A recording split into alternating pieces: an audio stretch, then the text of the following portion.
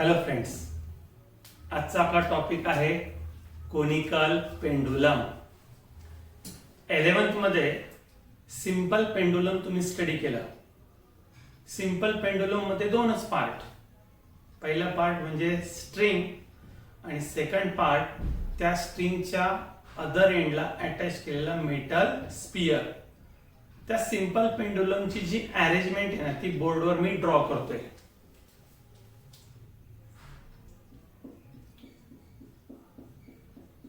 Support ही string आणि त्या स्ट्रिंगला generally असेल एक मेटल स्पियर. आता इथे काही कंडिशन टाकू आपण. पहिली कंडिशन काय की हा जो सपोर्ट आहे या सपोर्टला म्हटलंय आपण रिजिड सपोर्ट.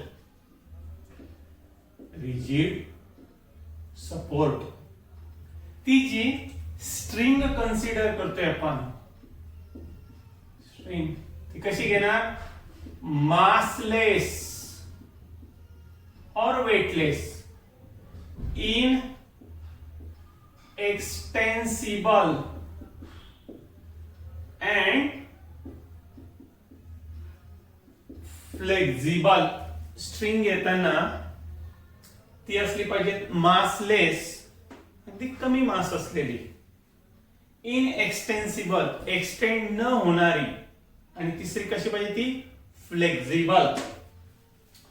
ही जी बॉडी आहे ही असली पाहिजे heavy point mass.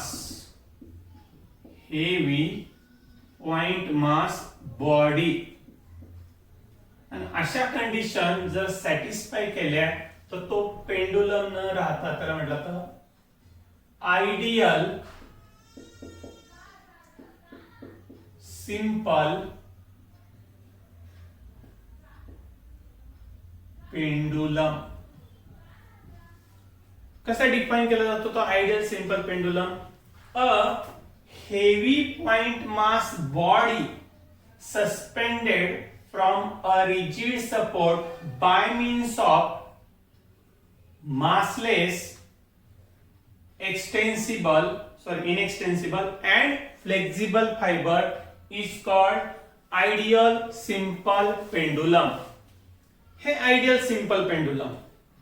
Generally, ideal simple pendulum oscillate in vertical one plane only.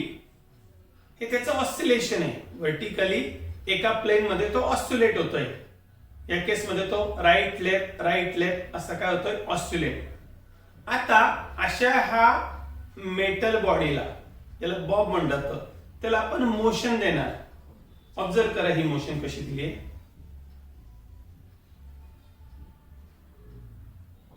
या केस मध्ये तो जो मेटल बॉब तो काय डिस्क्राइब करतो? It describe a horizontal circle.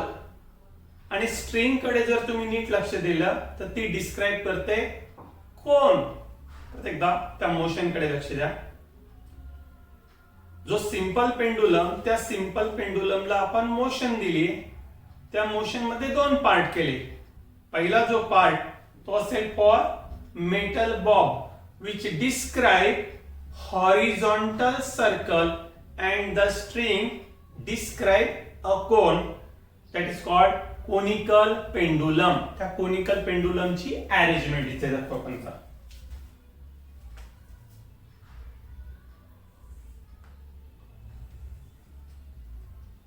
Support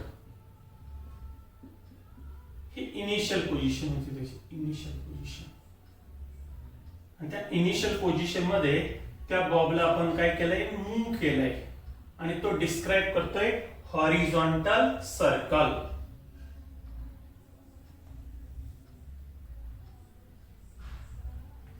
त्याचा हॉरिझॉन्टल सर्कल. आणि ही जी स्ट्रिंग आहे अदर एंड काही शो केला नाही तरी चालेल, तो डिस्क्राइब करतोय कोन. आता यामध्ये आपण लेबलिंग करू. O is nothing but rigid support. A B A to B is nothing but length of string. O is the center of a circle which is described by the metal bob, and theta is nothing but angle made by string with the vertical. आता हा जो metal ball आपण consider केला, त्या metal बॉलला काय असणार, त्याचं मास. काय टर्म्स इथे मी म्हणतोय. Number 1, let m is equal to mass of bob. या केस मध्ये A to B L, capital L is equal to length of string. Theta is nothing but angle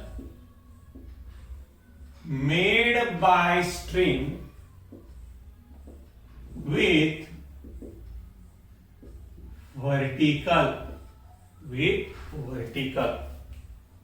So at this position B, different forces they are acting on the body. या पोझिशनला वेगवेगळे forces act होईल. आता m जर मास असेल तर m into g means weight which is acting vertically downward direction. Downward डायरेक्शनला काय ऍक्ट होतं, weight mg. आणि अशा स्ट्रिंग वर ऍक्ट होतं ते tension to along the direction BA. दोन टाइपचे forces. Number 1 weight mg acting vertically downward direction and tension TO along BA. Now this TO it can be resolved into two components. त्याचे resolution करू आणि त्याचे दोन component. हा first component आणि हा काय असेल, सेकंड कॉम्पोनंट. हा जर थीटा अँगल असेल तर हा अल्टरनेट अँगल किती असेल, थीटा. सो T0 त्याचे जे दोन कॉम्पोनंट, त्यातला वर्टिकल कॉम्पोनंट त्याची व्हॅल्यू असेल T0 cos थीटा आणि हॉरिझॉन्टल कॉम्पोनंट त्याची व्हॅल्यू असेल T0 sin थीटा. सिमिलरली ही जी लेंथ आहे, या लेंथला जर रिझॉल्व केलं तर त्याचे पण दोन पार्ट. हा एक फर्स्ट पार्ट आणि हा सेकंड पार्ट. फर्स्ट पार्ट हा असणार आहे L cos theta O to O dash म्हणू आपण. हा जो ही जे डिस्टन्स आहे, हा कॉम्पोनंट किती असेल, L cos थीटा. फिगर मध्ये सर्व फोर्सेस आता आपण काय केले, शो केले. यावरनं काही इक्वेशन्स मांडणार. पहिलं इक्वेशन की जे त्या वर्टिकलला रिलेटेड असेल. सो फ्रॉम फिगर पहिलं जे इक्वेशन ते काय येणार आहे, mg और T0 cos theta is equal to mg.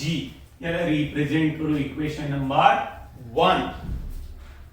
या केस मध्ये T0 sin थीटा हा जो कंपोनेंट, याची डायरेक्शन कुठे आहे, which is directed toward the centre. So it acts as centripetal force. ही सेंट्रिपिटल फोर्स ची व्हॅल्यू आहे. T0 sin theta is equal to centripetal force which is equal to linear velocity मध्ये त्याचा formula आहे mv square upon r. पण तो जर angular velocity मध्ये घेतला, it become mr omega square. याला रिप्रेझेंट करू इक्वेशन नंबर 2. आता हे सॉल्व करू. Equation 2 divided by equation 1. Equation 2 divided by equation 1. त्याची left side T0 sin theta upon T0 cos theta is equal to mr omega square divided by mg. या केस मध्ये m get cancel, T0 get cancel. आता हा जो g आहे या साइडला काय होणार आहे, मल्टिप्लाय. r काय होणार आहे, t वाढ होणार आहे. g sin theta upon r cos theta is equal to omega square. Taking square root on both sides. So omega is equal to under root of g sin theta upon r cos theta is equal to under root of. आता या figure मध्ये एक triangle consider करू आपण. ओ dash बी हा triangle बघा. ओ dash बी असा आहे तो राईट अँगल ट्रायंगल. आणि या राईट अँगल ट्रायंगल मध्ये ट्रिग्नोमेट्रीचा एक रेशो घेणार आपण sin theta. So in triangle O dash B O dash B sin theta is equal to sin चा फॉर्म्युला काय opposite side divided by hypotenuse.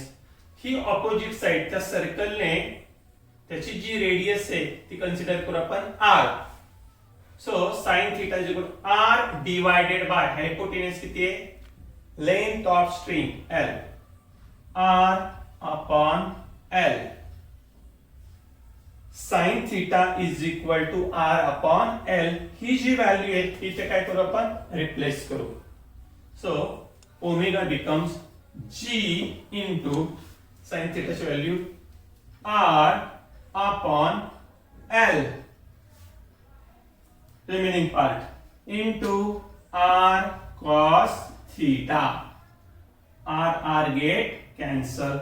So omega is equal to under root of g upon l cos theta. This omega is equal to 2 pi upon t.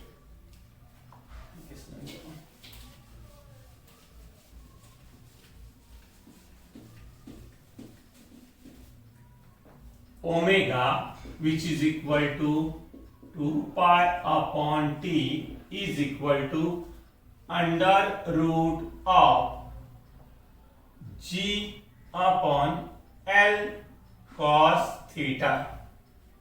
Taking reciprocal of both sides, therefore t upon 2 pi is equal to under root of l cos theta divided by g. T is equal to 2 pi under root of L cos theta upon G. This is the expression for period of conical pendulum. So we know that the reciprocal of period is nothing but frequency. So frequency of revolution n is equal to reciprocal of period is equal to हे reciprocal घेऊ means 1 upon 2 pi under root of reciprocal घेताना ह्या terms काय होतील interchange g upon l cos theta expression for frequency. आता त्या book मध्ये दोन वेगवेगळ्या डायग्राम शो केल्या.